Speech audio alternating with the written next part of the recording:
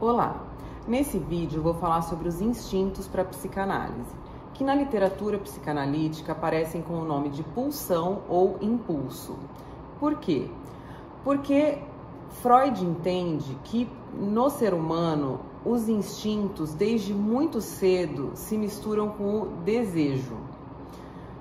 Como assim? Para o ser humano, a satisfação das necessidades biológicas logo se associa à vivência de experiências de prazer. Como que tudo isso começa? Começa lá com o bebê, né? Como tudo. Tem alguns autores que falam da vida intrauterina, mas Freud não falou sobre isso, né? Bom, então um bebê que sente fome, ele apenas sente um desconforto dentro dele, ele ainda não sabe o que é fome, né? Ao sentir esse desconforto, ele chora. E aí vem alguém e oferece, né? Ou a mãe vai oferecer o peito, ou alguém vai oferecer a mamadeira para esse bebê. Logo ele percebe que, ao mesmo tempo em que ele cessa aquele desconforto da fome, né? O estômago dele fica cheio, mas ele também vive uma experiência de prazer, porque ele é abraçado, segurado, olhado, acariciado, enquanto mama. Então, aquela experiência que inicialmente visava apenas cessar um desconforto, acaba se tornando uma vivência muito prazerosa.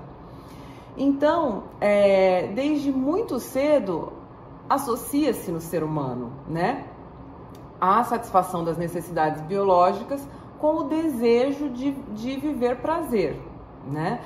E Freud chamou isso de as necessidades biológicas, ele chamou de impulsos de autoconservação, e o desejo de prazer ele chamou de impulsos sexuais. É sexual nesse sentido, de desejo de obtenção de prazer, né? Então, por isso que quando a gente sente fome, a gente não sente fome de qualquer coisa. A gente sente fome daquele alimento que nos gera prazer, né? Se eu sinto sede, eu não sinto sede de qualquer coisa. Eu sinto sede daquele líquido que me gera prazer.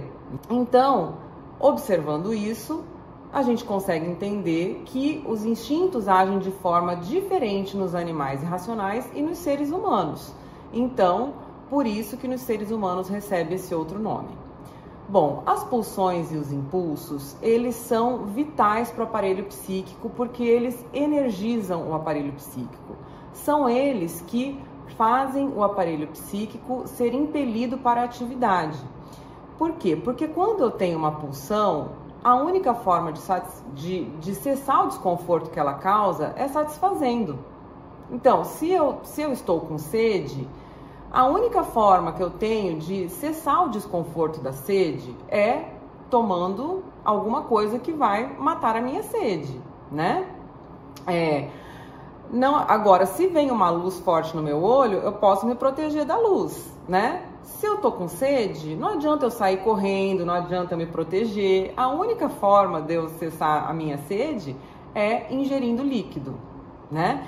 Então, os impulsos, eles são estímulos internos, dos quais não tem como a gente fugir, diferente dos estímulos externos, dos quais a gente pode fugir, como uma luz forte, um barulho alto, né?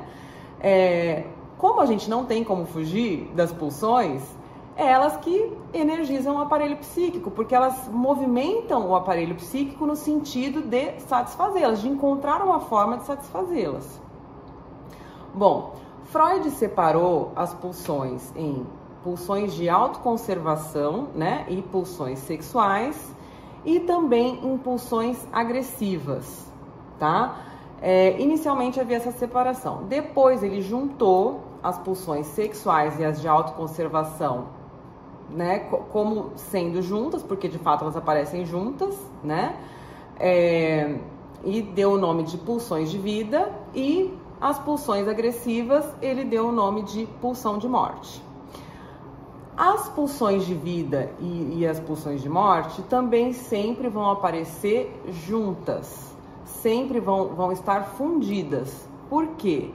Porque na satisfação de qualquer necessidade, né, que a gente faz pela vida, né, também tem uma destruição junto, uma agressividade junto, né? Como assim?